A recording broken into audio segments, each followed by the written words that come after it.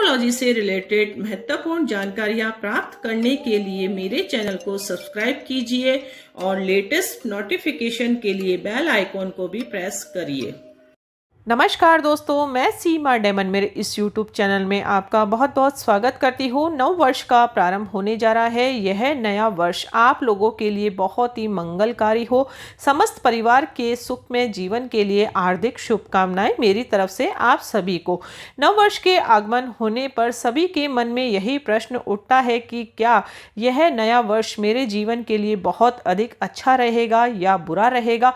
मेरी सभी इच्छाएं पूरी होगी कि नहीं होगी, मेरी नौकरी लगेगी या नहीं, पदोन्नति होगी या ट्रांसफर होगा कि नहीं होगा, विदेश यात्रा होगी कि नहीं होगी, धन लाभ होगा कि नहीं होगा, पारिवारिक जीवन कैसा रहेगा, स्वास्थ्य कैसा रहेगा, करियर की दृष्टि से यह साल कैसा रहेगा।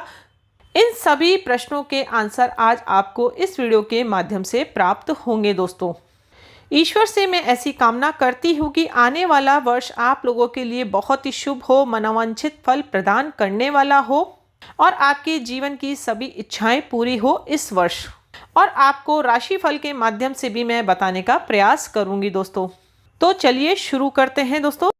राशिफल प्रारंभ करने से पहले हम गोचर के बारे में थोड़ी सी जानकारी प्राप्त कर लेते हैं। शनिदेव आपके 12th हाउस में स्थित रहेंगे पूरे साल भर मकर राशि में, और देवगुरु बृहस्पति भी वहां पर स्थित रहेंगे शनि के साथ युति बनाकर मकर राशि में दोस्तों। और शनि और गुरु की युति से नीच भंग राजयोग आपके 12th हाउस में बन रहा है, जो कि विदेश के पॉइंट ऑफ व्यू से देखा जाए तो आपके इस वर्ष के लिए बहुत अधिक अच्छा रहेगा। लेकिन करियर की दृष्टि से देखा जाए तो आपको जीवन में बहुत अधिक सतर्क रहने की आवश्यकता है। इस वीडियो में मैं आपको बहुत ही महत्वपूर्ण जानकारी यह दूंगी कि कौन से महीने में आप बड़ा डिसीजन ले सकते हैं जो कि आपके जीवन के लिए अच्छा रहेगा, और कौन से महीने आपको सतर्क रहने की आवश्यकता है ताकि आप जीवन में हानि का सामना नहीं कर पाए। दोस्तों, राशिफल हम इसीलिए देखते हैं ताकि हमारे जीवन में हम पहले से ही आगाह हो जाए कि कौन सा समय हमारे लिए अच्छा है और कौन से समय हमारे लिए बुरा है, जिसमें हमें सतर्कता बरतने की आवश्यकता है ताकि हमें हानियों का सामना हमारे जीवन में नहीं करना पड़े। दोस्तों, गुरुदेव अपना राशि परिवर्तन 6 अप्रैल को करेंगे और वह आपके लग्न भाव में स्थित हो जाएंगे कुंभ राशि में, जो कि आपके 1st हाउस होता है। वहां पर वह जाकर अपना अच्छा फल आपको इस समय देंगे। 14 सितंबर तक देवगुरु बृहस्पति आपके 1st हाउस में स्थित रहेंगे और उसके बाद वह वक्री होकर पुनः आपके 12th हाउस में आ जाएंगे 14 सितंबर के बाद, और वह वहां पर 21 नवंबर तक रहेंगे। वापस से शनि के साथ युति बनाकर नीच भंग राजयोग वह बनाएंगे 12th हाउस में। 21 नवंबर के बाद देवगुरु बृहस्पति पुनः अपना राशि परिवर्तन करके कुंभ राशि में आ जाएंगे, अर्थात 1st हाउस में आ जाएंगे। राहु देव आपके 4th हाउस में स्थित रहेंगे वृषभ राशि में उच्च के होकर, और केतु देव आपके 10th हाउस में स्थित रहेंगे उच्च के होकर वृश्चिक राशि में। अन्य ग्रहों के प्रभाव के कारण भी जीवन में अच्छा और बुरा परिणाम आपको साल भर प्राप्त होता रहेगा। सबसे पहले हम करियर के बारे में जानकारी प्राप्त कर लेते हैं। जो जातक व्यापार कर रहे हैं और जो जॉब करते हैं उनके लिए यह वर्ष कैसा रहने वाला है। दोस्तों, उनको साल की शुरुआत में बहुत अधिक सतर्कता बरतने की आवश्यकता है, क्योंकि आपके लाभ भाव के स्वामी जो कि बृहस्पति देव होते हैं और आपके धन भाव के स्वामी भी बृहस्पति देव ही होते हैं, जो कि 12th हाउस में स्थित है। यह खर्चों का घर भी माना जाता है। और शनिदेव आपके खुद के लग्न के स्वामी हैं जो कि 12th हाउस में स्थित है। तो इस समय आपके खर्चे अधिक बढ़ सकते हैं व्यापार में, जिससे आपको हानियों का सामना करना पड़ सकता है। इसलिए कोई भी इन्वेस्टमेंट करने से पहले इस समय आप बचे। दोस्तों, 6 अप्रैल तक आप यदि अपने व्यापार में सतर्कता बरतेंगे तो वह आपके जीवन के लिए बहुत अधिक अच्छा रहेगा। अन्यथा आप कोई इन्वेस्टमेंट करते हैं इस समय या कोई नया व्यापार की शुरुआत करते हैं तो यह समय आपके लिए अच्छा नहीं साबित सिद्ध हो रहा है। आपको हानियों का सामना करना पड़ सकता है। आय से अधिक आपके खर्चे होंगे, जिससे आपको लॉस का सामना अपने व्यापार में करना पड़ सकता है। लेकिन जो जातक विदेश से अपना व्यापार करते हैं, इंपोर्ट एक्सपोर्ट का व्यापार करते हैं, तो 6 अप्रैल तक उनका समय बहुत अधिक अच्छा रहेगा। व्यापार से और जॉब से रिलेटेड हमारे जीवन में कब हमें अच्छा रिजल्ट मिलता है, तब हमें अच्छा रिजल्ट मिलता है कि हम किस माध्यम से अर्निंग करते हैं। यदि आप विदेश के माध्यम से अर्निंग करते हैं तो यह समय आपके लिए अच्छा है, लेकिन आप इंडिया में रहकर ही कार्य करते हैं और आपका व्यापार यही है, अर्निंग सोर्स आपका यहीं पर है, तो फिर आपको सतर्कता बरतने की आवश्यकता है अपने व्यापार में। दोस्तों, जॉब के सिलसिले में भी हम बात करें तो इस समय आपको बहुत अधिक सतर्क रहने की आवश्यकता है, अन्यथा उच्च अधिकारियों से आपको कोई परेशानी उत्पन्न हो सकती है। जॉब के सिलसिले में आपको परेशानियों का सामना करना पड़ सकता है दोस्तों। लेकिन जो जातक विदेश जाकर अर्निंग करना चाहते हैं, अर्थात विदेश में जाकर पैसा कमाना चाहते हैं या जॉब करना चाहते हैं, तो उनके लिए तो इस समय अच्छा है। यदि वे प्रयास करेंगे तो सक्सेस होंगे और उनको अच्छी सफलता भी इस समय प्राप्त होगी दोस्तों। और जो जातक मल्टीनेशनल कंपनियों से जुड़े हुए हैं, विदेशों से जिनका इनकम होता है, उनके लिए यह समय अच्छा रहने वाला है दोस्तों। 6 अप्रैल के बाद जब देवगुरु बृहस्पति आपके लग्न भाव में स्थित होंगे तो व्यापार में आपको बहुत अधिक अच्छी उन्नति प्राप्त आप करेंगे।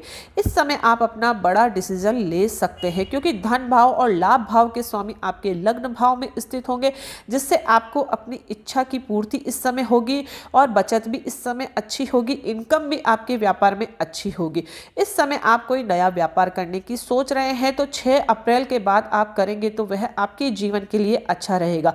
6 अप्रैल से 14 सितंबर का समय व्यापार के लिए बहुत अधिक अच्छा साबित सिद्ध हो रहा है। जॉब करने वाले जातकों के लिए भी समय अच्छा रहने वाला है। यदि आप जॉब चेंज करने की सोच रहे हैं तो इस समय आप करेंगे तो वह आपके फ्यूचर के लिए अच्छा रहने वाला है दोस्तों।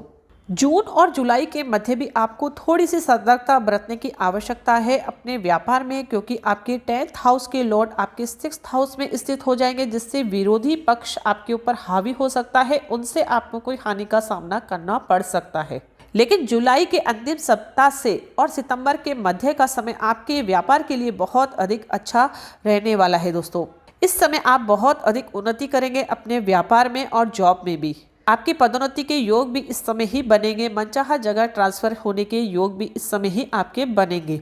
14 सितंबर से 21 नवंबर के मध्य आपको फिर से व्यापार में सतर्कता बरतने की आवश्यकता है, क्योंकि देवगुरु बृहस्पति पुनः आपके 12th हाउस में स्थित हो जाएंगे, जिससे आपके खर्चे अधिक होने लग जाएंगे दोस्तों। आय से अधिक खर्चे होने के कारण आपको आर्थिक तंगी का सामना भी इस समय करना पड़ सकता है। इसलिए व्यापार में कोई इन्वेस्टमेंट कर रहे हैं तो बहुत अधिक सोच समझकर करें इस समय। लेकिन 21 नवंबर के बाद और दिसंबर का महीना आपके व्यापार के लिए बहुत अधिक अच्छा रहने वाला है। इस समय आप बहुत अधिक उन्नति करेंगे अपने व्यापार जगत में दोस्तों। अब हम आर्थिक स्थिति के बारे में जानकारी प्राप्त कर लेते हैं। जैसे कि हमने बताया है, व्यापार से जो अर्निंग होती है वही आर्थिक स्थिति पर भी डिपेंड करती है।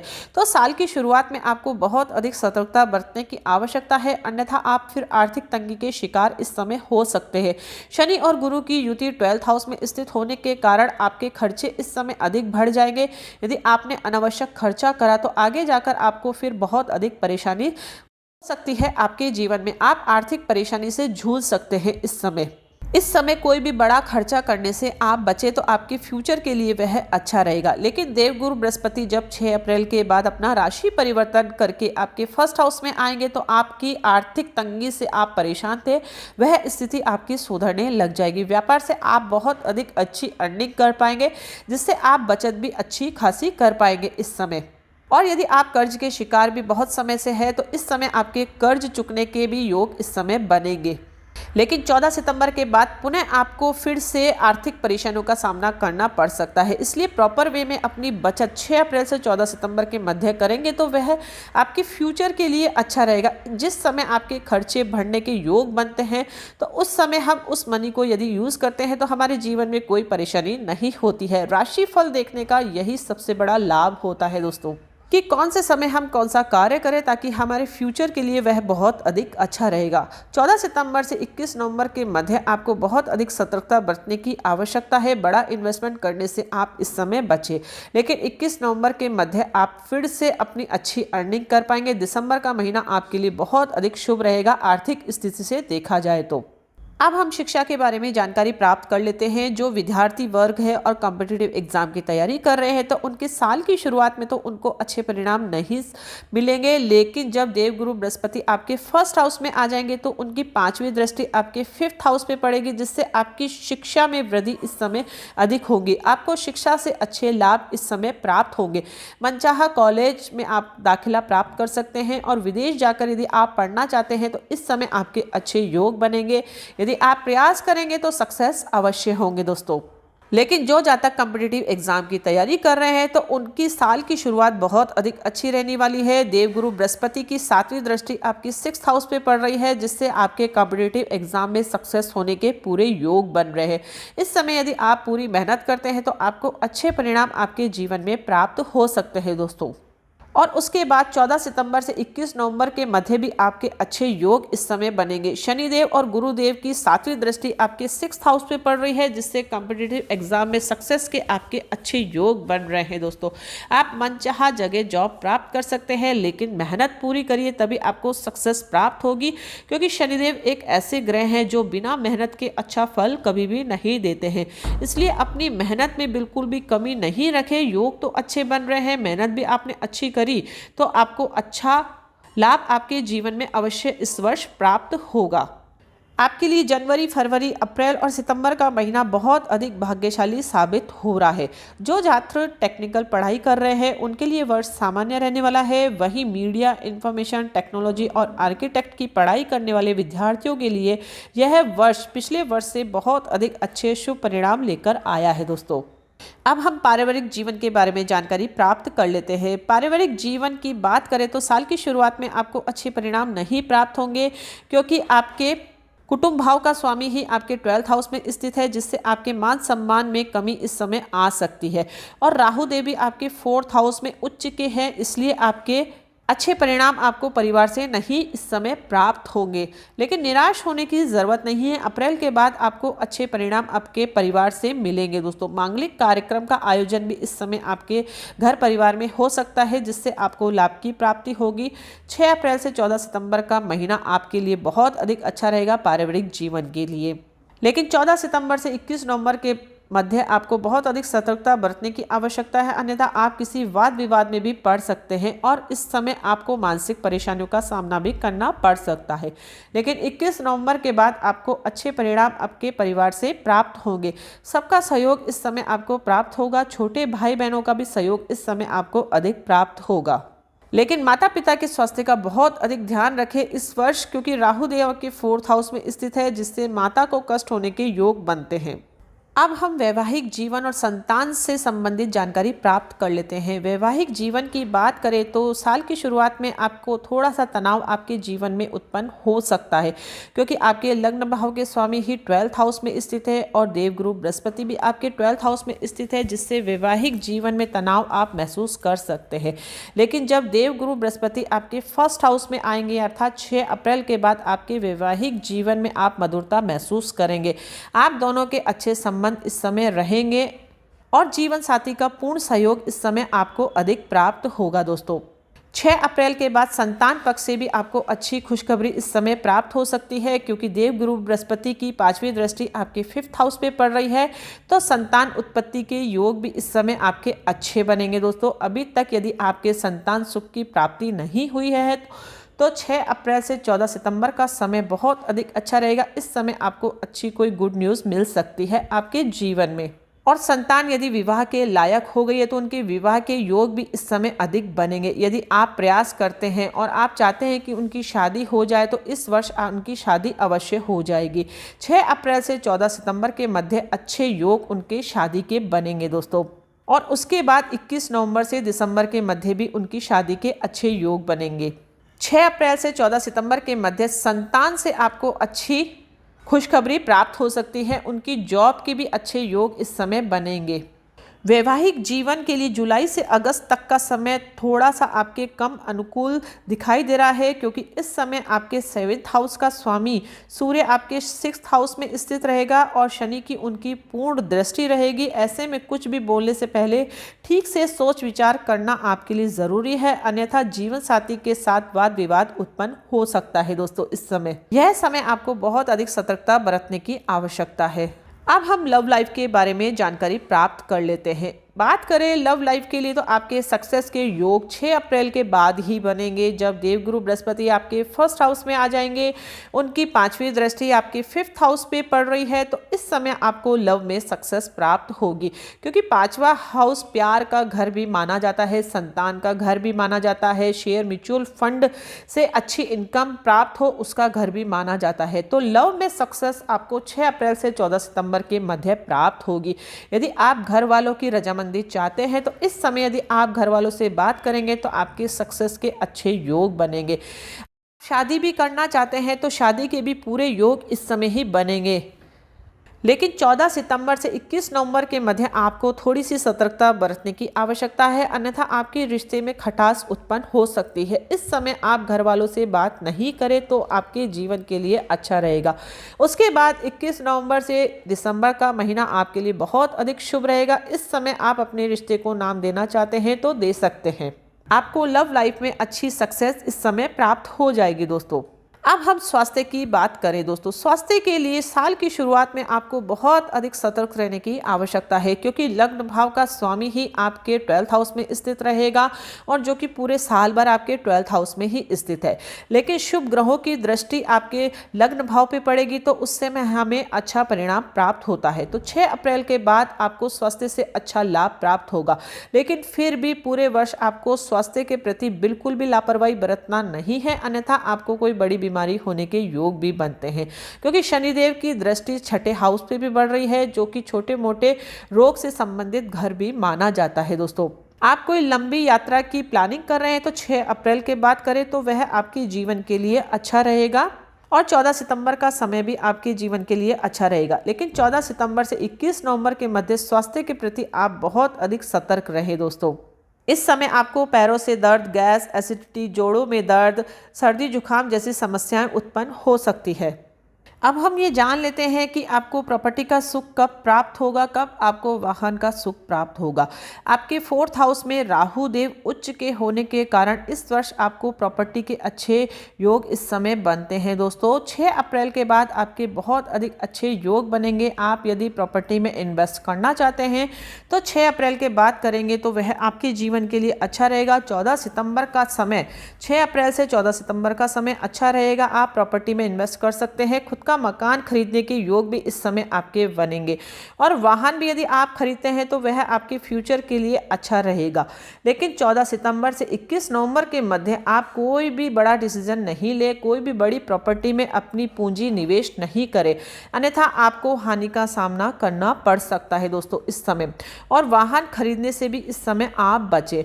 उसके अलावा आप 21 नवंबर के बाद वाहन खरीद सकते हैं, इन्वेस्ट कर सकते हैं। दिसंबर का महीना भी बहुत अधिक शुभ रहेगा प्रॉपर्टी में इन्वेस्ट करने के लिए और वाहन खरीदने के लिए। दोस्तों, इस वर्ष मई का महीना आपके लिए बहुत अधिक शुभ हो रहा है। इस दौरान आप कोई अपनी मनचाही जगह प्रॉपर्टी खरीद सकते हैं। खुद के मकान बनने के योग भी इस समय बहुत अधिक आपके बन रहे हैं। वाहन का सुख भी इस समय आपको प्राप्त हो सकता है। दोस्तों, कुंभ राशि वाले जातकों के लिए 2021 कहीं कहीं तो बहुत अधिक अच्छा शुभ हो रहा है, कहीं कहीं उनको बहुत अधिक सतर्कता बरतने की आवश्यकता है। यह राशिफल गोचर के अनुसार तैयार किया गया है। इस गोचर का अप्लाई आपकी कुंडली पर होना बहुत जरूरी है। आपकी कुंडली भी यदि स्ट्रांग है, आपकी कुंडली में भी शनि, गुरु ग्रह और अन्य ग्रह स्ट्रांग है और अच्छी दशा अंतरदशा चल रही है, तो इस वर्ष आपको बहुत अधिक अच्छे परिणाम आपके जीवन में प्राप्त होंगे। लेकिन इसके विपरीत यदि आपकी लग्न कुंडली स्ट्रांग नहीं है, आपके कोई नेगेटिव दशा अंतरदशा चल रही है, कोई नीच के ग्रहों की दशा चल रही है, तो फिर आपको शुभ परिणाम प्राप्त होने में थोड़ा सा विलंब हो सकता है। यदि हमें जीवन में कुछ अच्छा परिणाम प्राप्त करना चाहते हैं, आपको कितने ही वर्ष हो गए लेकिन आपका सपना अभी तक किसी भी क्षेत्र में पूरा नहीं हुआ है, तो फिर आपको ज्योतिष उपायों का सहारा अवश्य लेना चाहिए। कुंडली विश्लेषण करवाने के पश्चात ही आपको सटीक उपाय बताए जाते हैं ताकि आपके जीवन में आप कम समय में बहुत अधिक अच्छा अर्जित कर पाए। हर क्षेत्र में दोस्तों आपके शुभ रत्न आपको अवश्य अपने जीवन में धारण करने चाहिए। आपका सबसे अच्छा शुभ रत्न नीलम होता है। उसके अलावा आप पन्ना और व्हाइट टोपाज या ओपल भी पहन सकते हैं।